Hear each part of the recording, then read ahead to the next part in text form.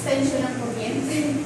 Diba? Dapat yung mga challenge ng buhay natin at kailangan connected tayo sa pinagmulan ng power na nainay si Jesus talaga. Na dapat alam natin yung na kung kahit lowan makukonect tayo sa pinagmulan ng lahat. Ito na importante na dapat hindi tayo disconnected sa ating Panginoon.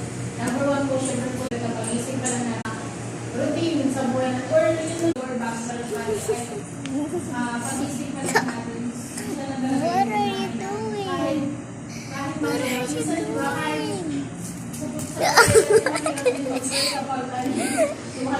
sa mga pagsubok, dumadaan tayo sa mga kahit. Pero,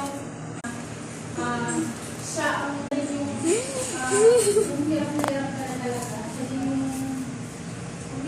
Oh my God.